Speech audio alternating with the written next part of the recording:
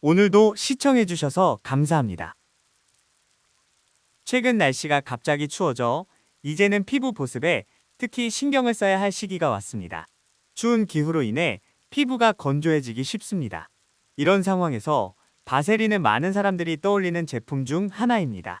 바세린은 탁월한 보습 효과를 가지고 있다는 것은 인정합니다만 모든 사용자에게 동일한 효과를 보장하지는 않습니다. 어떤 사람들은 사용 후에 피부 상태가 개선되지만 다른 사람들은 사용하면 오히려 피부 상태가 악화되는 경우도 있습니다. 바세린은 피부 보습에 도움을 주는 제품이 맞지만 사용 시기와 방법, 그리고 사용자의 차이에 따라 효과가 크게 달라질 수 있습니다. 따라서 언제, 어떻게, 누가 사용하는지에 따라 피부에 미치는 영향도 크게 변할 수 있습니다. 그러므로 오늘은 바세린에 대해 자세히 알아보고 올바른 사용 방법과 주의사항에 대해 안내해 드릴 것입니다. 영상을 끝까지 주의 깊게 시청해 주시기 바랍니다. 이 바세린 제품은 아마도 여러분들의 가정에 한 통씩 갖춰져 있을 것입니다. 이곳에 적혀 있는 것처럼 바세린은 피부를 보호하고 유지할 수 있는 스킨 프로텍터라는 뜻을 지니고 있습니다. 바세린의 역사는 극히 오래되었습니다. 1800년대에 처음 발견되어졌으며 이 제품은 석유 거래 과정에서 파이프에 찌꺼기가 남아있는 것에서 시작되었습니다. 이 찌꺼기를 발견한 노동자들이 궁금해하면서 사용하기 시작했고 이를 제품화한 것이 바로 바세린입니다. 바세린은 페트롤리움 젤리라는 성분으로 이루어져 있습니다. 처음에는 석유에서 나온 찌꺼기를 사용한다는 생각이 찝찝할 수 있었겠지만 이 제품은 좋은 효과를 입증하기 위해 노력했습니다. 제품을 소개하며 여러 지역을 돌아다니며 사용 사례를 보여주고 또한 매일 꾸준히 한 숟갈씩 섭취하여 안전성을 입증했다고 전해집니다. 이런 노력 끝에 그는 96세까지 건강한 생활을 이어갈 수 있었다고 합니다. 이러한 사례를 통해 바세린은 자신의 안전성을 충분히 입증한 제품임을 알 수 있습니다. 첫 번째, 궁금증. 찌꺼기를 석유라고 불렀는데 바세린이 발암물질이라는 이야기인가요? 석유를 정제하는 과정에서 불순물들이 섞일 수 있습니다. 그래서 자동차를 탈 때 매연에 발암물질이 섞일 수 있고 또한 고기를 조리할 때 고기 탄 부분에도 발암물질이 섞일 수 있습니다. 이 물질들은 바세린과 같은 성분의 발암물질일 수 있습니다. 그러나 바세린 제품은 이러한 물질들을 3번 정제하여 100% 몸에 안전하게 사용할 수 있는 성분만 남도록 처리되었습니다. 그러므로 이 부분에 대해서는 크게 걱정하지 않아도 될 것 같습니다. 또한 바세린 제품 자체는 피부에 바르는 용도로 사용되며 섭취하거나 몸속으로 들어가게 되면 문제가 될 수 있습니다. 그러므로 피부에만 사용하실 때는 안심하셔도 됩니다. 두 번째, 궁금증. 바세린의 효과가 궁금합니다. 바세린은 석유에서 추출된 제품이기 때문에 기본적으로 기름 성분을 포함하고 있습니다. 기름 성분이란 말은 주로 물과 어울리기 어려워 보일 수 있어요. 그래서 피부에 바세린을 바르면 피부 표면에 얇은 코팅이 생기게 됩니다. 피부의 보습을 유지하는 방법은 크게 2가지가 있습니다. 하나는 피부에 수분을 공급하는 것이고 다른 하나는 피부에 공급한 수분이 날아가지 않도록 코팅해주는 것이죠. 바세린은 주로 이 2번째 역할을 합니다. 기름 성분이기 때문에 수분을 공급하는 역할보다는 피부에 이미 있는 수분이 증발하지 않도록 필름처럼 막을 형성해 줍니다. 피부는 보습이 유지되면 잔주름이 줄어듭니다. 생각해보세요. 마트에서 미역을 살 때 미역은 쭈글쭈글하게 말려 있죠. 그런데 물에 넣으면 어떻게 될까요? 물이 미역에 스며들면 미역은 펴지게 되죠. 피부도 비슷합니다. 잔주름은 피부에 수분이 부족하면 더 돋보이게 되는데 보습제를 잘 발라주고 수분을 충분히 공급하면 피부는 쫙 펴지면서 탄력을 되찾게 되어 잔주름이 개선됩니다. 3번째, 궁금증. 어떤 부위에 바세린을 사용하는 것이 주름 개선에 효과적인가요? 실제로 너무 깊은 주름 같은 경우에는 바세린만으로 완전히 개선시키기 어려울 수 있습니다. 그러나 주름은 표정을 지을 때 생기는 것이나 피부가 매우 얇은 부위에서도 나타날 수 있어요. 예를 들어 눈꺼풀이나 눈가 같은 부위에도 주름이 생길 수 있습니다. 또한 팔자 주름 같은 경우에도 주름 위로 미세하게 자글자글한 주름이 있을 수 있어요.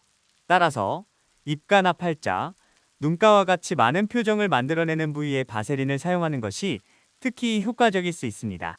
4번째, 궁금증. 바세린 사용으로 인한 효과가 완전히 주름을 없애는 수준까지 이루어질 수 있을까요? 아니요. 그렇지 않습니다. 주름의 깊이나 정도에 따라 결과가 다를 수 있습니다. 주름이 0점부터 10점까지의 등급으로 표현된다면 모든 잔주름이 완전히 없어져야만 좋아진 것으로 볼 수는 없습니다. 따라서 주름이 한 5점에서 7점 정도로 줄어들게 된다면 이미 상당한 향상이 이루어진 것으로 생각할 수 있습니다. 주름이 한 5점에서 3점 정도로만 줄어들어도 대부분의 사람들은 크게 신경 쓰지 않을 수 있습니다. 이러한 효과를 바세린을 통해 충분히 누릴 수 있습니다. 바세린은 얼굴 전체에 사용 가능합니다. 눈가와 같은 자잘한 주름들은 얼굴에 근육이 작용하면서 피부가 늘어나거나 줄어들거나 구겨지는 결과로 생긴 것이기 때문입니다. 따라서 얼굴 전체에 균일하게 발라주는 것을 추천합니다. 특히 겨울철에는 수분 크림을 바르더라도 쉽게 수분이 빠져들기 때문에 바세린을 사용하여 코팅을 해주면 건조하고 추운 겨울에 주름이 깊어지는 것을 예방할 수 있습니다. 또한 바세린은 피부의 외부와 직접적으로 닿는 부위를 보호합니다. 우리 피부는 몸의 최하층을 감싸고 있는데 이 부분에 피부 장벽이 존재합니다. 이 피부 장벽은 완전히 촘촘하게 이루어질 수 없기 때문에 바세린을 바르면 이것이 한 번 더 코팅 역할을 하며 피부 장벽을 강화합니다. 바세린은 마찰이 많은 부위나 추위에 직접 노출되는 부위에 바르면 피부를 보호하는 역할을 합니다. 5번째, 궁금증. 그럼 바세린을 좀 더 효과적으로 사용하는 방법이 있을까요? 네, 있습니다. 먼저 바세린의 기본 기능을 잘 알고 계시는 것이 중요합니다. 바세린은 주로 피부를 코팅하여 보호하는 역할을 합니다. 그러므로 바세린만 단독으로 세안한 후에 사용하시면 안 됩니다. 왜냐하면 충전된 수분 없이 바세린만 바르는 것은 부족할 수 있습니다. 그래서 보습 기능이 있는 제품이나 잔주름을 개선해주는 아이크림 등을 먼저 바르신 후에 바세린을 발라주는 것이 좋으며 이게 바세린의 올바른 사용법입니다. 또한 바세린을 발라줄 때는 얇게 발라야 합니다. 바세린의 양이 많으면 미끌미끌하고 끈적끈적한 느낌이 날 수 있습니다. 그래서 바세린을 더 많이 사용하고 싶은 분들은 수분 크림이나 아이크림 3과 바세린을 1 정도의 비율로 섞어 발라주시면 좋습니다. 특히 겨울에는 발 뒤꿈치가 갈라지는 경우가 많습니다. 이럴 때 바세린을 사용하면 효과가 굉장히 좋아집니다. 바로 가기 전에 바세린을 발 뒤꿈치에 충분히 발라주고 그런 다음에 랩을 씌우거나 수면 양말을 신고 자면 됩니다. 아침에 샤워하면 발 뒤꿈치가 보송보송해질 거예요. 이 방법으로 각질 정리를 해보세요. 그리고 입술도 바세린으로 관리할 수 있습니다. 톡톡톡 찍어 바르고 남은 것들을 살짝 닦아주면 입술이 촉촉해집니다. 립스크럽처럼 설탕이나 소금을 섞어서 사용하면 효과가 더 좋습니다. 섞을 때 설탕이 완전히 녹일 필요는 없고 약간 알갱이의 질감이 남도록 섞어주고 입술에 바르면 좋습니다. 또 다른 방법으로는 바세린 베스라는 방법이 있습니다. 2020년에 한 분이 논문을 통해 이 방법을 소개했습니다. 바세린은 꾸덕하고 끈적끈적해서 사용하기 불편할 수 있습니다. 그래서 바세린을 바른 후에 물로 헹궈내면 끈적함 없이 코팅 효과만 남는다고 합니다. 하지만 이 방법은 전신에 사용하기에는 어려움이 있고 몸 전체에 바세린을 발라야 하고 물로 헹궈내고 다시 닦아내는 것은 번거롭습니다. 그래서 아기들이나 아토피나 기저귀로 인해 피부가 건조하고 따갑거나 가렵다면 이 방법을 활용할 수 있고 또한 손이 매우 건조한 경우에도 손에 한정적으로 사용할 수 있습니다. 손에 바세린을 바르고 물로 싹 헹궈내고 부드럽게 닦아주면 손이 촉촉해집니다. 6번째, 궁금증. 계란 노른자 식초팩이라는 건 어떤 거죠? 그 효과가 있을까요? 계란 노른자, 바세린, 그리고 식초를 섞어서 얼굴 팩으로 사용하는 것입니다. 계란 노른자에는 피부에 좋은 성분이 많이 들어 있습니다. 그리고 식초는 항염작용과 피부를 밝게 해주는 효과가 있는 걸로 알려져 있으며 이러한 성분들을 섞어서 사용하면 찰떡궁합이라고 할 수 있습니다. 피부가 촉촉해지고 탄력을 느낄 수 있으며 리프팅 효과도 기대할 수 있습니다. 다만 이 팩을 사용할 때는 바로 얼굴에 바르기보다는 마스크 시트를 먼저 올린 다음에 위에다가 팩을 바르는 것을 추천합니다. 이렇게 하면 닦을 때 편리하답니다. 이 방법은 효과가 좋다고 합니다. 7번째, 궁금증. 바세린을 바르고 향수를 뿌리면 오래 간다던데 맞나요? 네, 맞습니다. 바세린을 얇게 발라주고 그 위에 향수를 뿌리면 향수의 알코올 성분이 덜 날아가게 되어 지속력이 늘어날 수 있습니다. 특히 향수병은 크기가 크고 항상 휴대하기에는 불편하죠. 그래서 작은 공병에 바세린을 조금 담고 향수를 뿌려주면 향수가 고체 향수처럼 유지될 수 있습니다. 이렇게 하면 낮에도 필요할 때마다 향수를 간편하게 발라줄 수 있어요. 또한 바세린은 다양한 화장품과 섞어서 사용할 수 있는데요. 화장품의 형태를 바꾸는 역할로도 활용될 수 있습니다. 예를 들어 내가 좋아하는 향수가 있지만 휴대하기 불편하다면 바세린을 활용해서 고체 향수로 만들어 보세요. 이렇게 하면 원하는 향수를 더 편리하게 사용할 수 있습니다. 바세린을 활용한 또 다른 효과적인 꿀팁이 있습니다. 특히 겨울과 환절기에 감기에 걸리게 되면 콧물이 자주 나옵니다. 이때 콧물로 인해 코를 자주 풀게 되면 코 주변 피부가 마찰로 인해 아프고 붉어지게 됩니다. 이런 상황에서 바세린을 조금 발라주고 코를 풀어주면 바세린이 마찰을 줄여주고 코 주변 피부를 보호해줍니다. 그래서 감기로 인해 코를 자주 풀어야 할 때 코 주변 피부가 따가워지는 것을 방지하기 위해 바세린을 사용하면 도움이 될 것입니다. 바세린은 활용도가 높고 보습에 좋은 제품이지만 주의사항도 꼭 염두에 두어야 합니다.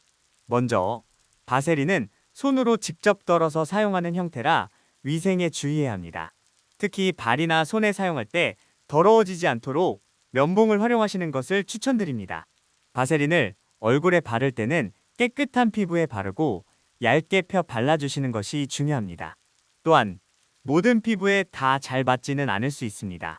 피부가 얇고 건조하며 피지 분비가 적은 분들에게는 적합하지만 피지 분비가 많고 기름지며 여드름이 자주 나는 분들은 바세린 사용 시 의지해야 합니다. 너무 많이 바르는 것이 보습에 더 좋다고 할 수 없습니다.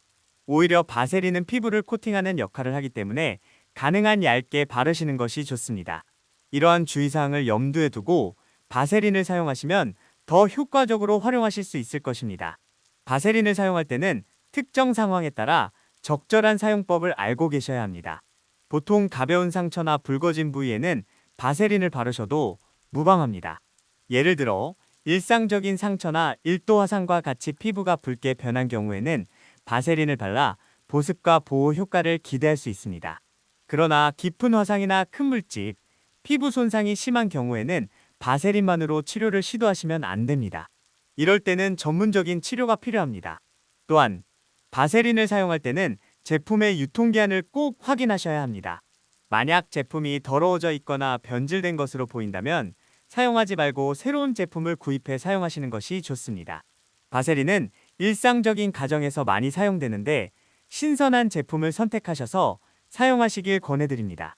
오늘은 바세린에 대해 알아보았습니다. 바세린은 석유 찌꺼기를 정제하여 만든 제품으로 피부 보습제로 사용됩니다. 피부를 보호하는 역할을 하며 수분을 가둬주고 피부를 코팅하는 기능을 가지고 있습니다. 이러한 기능들로 인해 바세린을 충분히 활용하실 수 있습니다. 또한 여러 가지 유용한 팁을 알려드렸는데 이러한 꿀팁을 활용하면 바세린을 더 효과적으로 사용할 수 있습니다. 가격은 저렴하지만 그 효과는 놀랍게 좋습니다. 여러분도 이러한 꿀팁들을 활용하여 피부 관리에 도움을 받을 수 있을 것입니다. 감사합니다.